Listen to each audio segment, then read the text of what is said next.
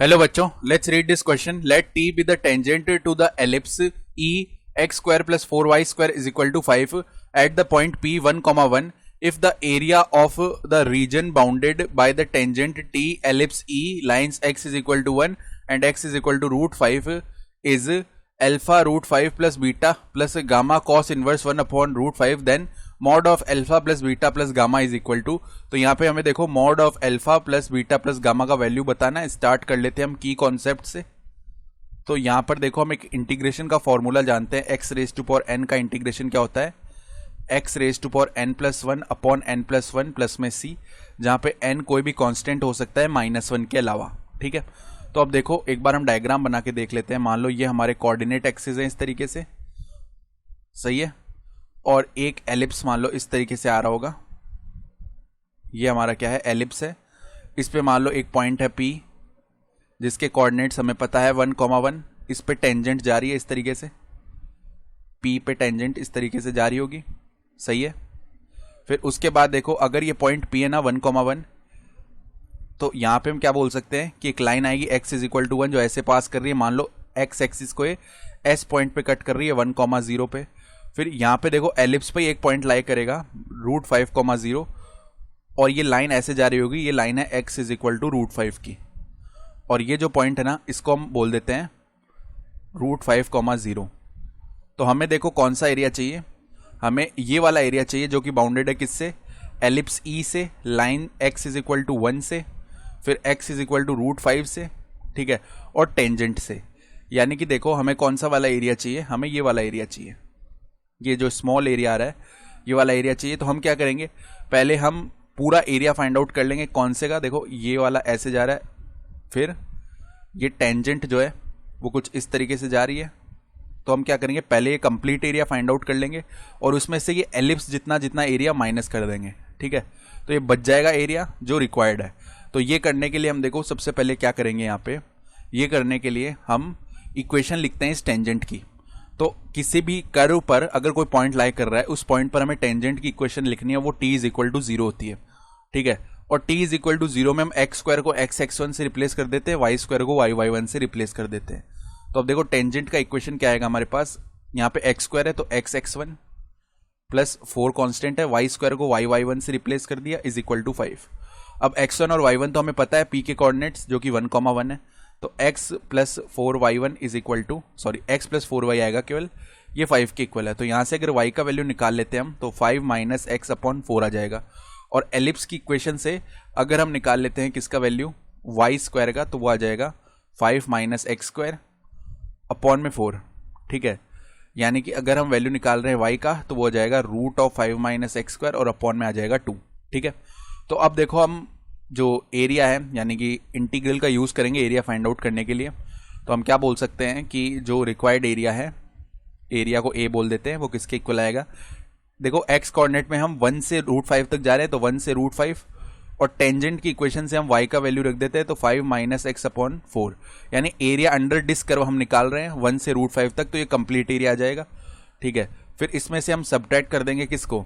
यहाँ पे ये जो एलिप्टिकल एरिया है जो कि root of 5 minus x square upon 2 ये वाला एरिया है, और यहाँ पे इस कंप्लीट का dx. तो अब ये हमें फाइंड आउट कर लेना है. तो इसके लिए देखो एक फॉर्मूला और जानते हैं हम कि integration root of a square minus x square dx. इसका जो फॉर्मूला है वो क्या होता है? x/2 root of a square minus x square plus में साइन इनवर्स, प्लस में क्या आता है? प्लस में a स्क्वायर भी आता है. ठीक है, प्लस में a square upon 2 sign inverse x upon a और प्लस में c, ये होता है फॉर्मूला. तो यहां से देखो जो एरिया a है वो क्या आ जाएगा? देखो 1/4 को हम बाहर निकाल लेते हैं, और यहाँ पे 5 का जो इंटीग्रेशन है वो गया 5x माइनस x का जो इंटीग्रेशन है एक्स स्क्वायर अपॉन 2 हो गया. लिमिट है 1 से रूट 5. फिर हम क्या करते हैं? देखो माइनस में 1/2 बाहर निकाल लिया. अब इंटीग्रेशन से भी इधर 1/2 बाहर आएगा तो यहाँ पे 4 आ गया. ठीक है, फिर क्या आएगा हमारे पास?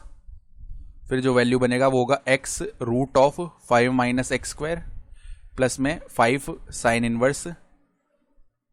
इनवर्स x अपॉन रूट 5, और यहाँ पे अब लिमिट लग जाएगी 1 से रूट 5 तक. ठीक है, तो अब upper limit minus lower limit कर लेते हैं 1/4 और 5√5 माइनस √5 का स्क्वायर यानी 5 और अपॉन में 2, फिर माइनस में क्या आ जाएगा यहाँ पे 5 और प्लस 1/2, ये वैल्यू बन जाएगा। सही है। और उसके बाद देखो -1/4 इधर है, upper limit minus lower limit करेंगे तो 0 प्लस में 5 साइन इनवर्स √5/√5 यानी 1 हो गया। माइनस में इधर क्या आएगा, अब यहाँ पे 5 - 1 यानी कि 4 और √4 2 होता है, और माइनस में 5 साइन इनवर्स 1/√5, ये वैल्यू बन गया। ठीक है। तो अब देखो यहाँ पे 1/4 5√5 एज इट इज रहा। अब -5/2 प्लस 1/2 माइनस का 4/2 यानी -2 हो गया, -2 - 5 यानी माइनस का 7 हो गया, फिर माइनस में 1/4 है इधर। अब हम क्या करते हैं, 5 कॉमन निकाल लेते हैं फर्स्ट और लास्ट टर्म में से, यानी इसमें और इसमें से। तो देखो साइन इनवर्स 1 तो होता है कितना, π/2 माइनस में साइन इनवर्स 1/√5, ये आ गया। और माइनस में बच क्या रहा है, माइनस में 2 बच रहा है। ठीक है। फर्दर देखो यहाँ से क्या होगा, ये हो गया 5√5/4 माइनस का 7/4। ठीक है। फिर -5/4 और π/2 माइनस साइन इनवर्स थीटा क्या होता है, कॉस इनवर्स थीटा। तो इसी तरह ये हो गया यहाँ पे कॉस इनवर्स 1/√5, ये आ गया। और प्लस में क्या हो जाएगा, प्लस में 2/4 यानी कि 1/2 हो गया। ठीक है, ये वैल्यू आ गया। अब a is equal to further देखो 5√5/4, फिर माइनस में 5/4 कॉस इनवर्स 1/√5। अब जो कांस्टेंट पार्ट्स बचे हुए देखो -7/4 और +1/2, इनका एलसीएम ले लिया 4 आ जाएगा, तो -7 प्लस में 2 यानी कि ये भी माइनस का 5/4 हो गया, माइनस का 5/4। अब क्वेश्चन से अगर हम कंपेयर करेंगे तो देखो यहाँ पे √5 का कोफिशिएंट अल्फा था, तो अल्फा का वैल्यू 5/4 आ गया। कॉस इनवर्स 1/√5 का कोफिशिएंट गामा था, तो गामा का जो वैल्यू है वो आ गया माइनस का 5/4। और जो बचा हुआ पार्ट था वो क्या था, बीटा का वैल्यू आ जाएगा माइनस का 5/4। अब हमें निकालना क्या है, mod of alpha plus beta plus gamma, यानी ये आ जाएगा मॉड ऑफ 5/4 माइनस 5/4 और माइनस का 5/4, इसका मॉड तो आ जाएगा मॉड ऑफ माइनस का 5/4 जो कि आ जाएगा 5/4। तो हमारा रिक्वायर्ड आंसर क्या आने वाला है, इधर से 5/4 आने वाला है। ये हमारा हो गया फाइनल आंसर इस क्वेश्चन के लिए। I hope you understood this explanation. Best of luck.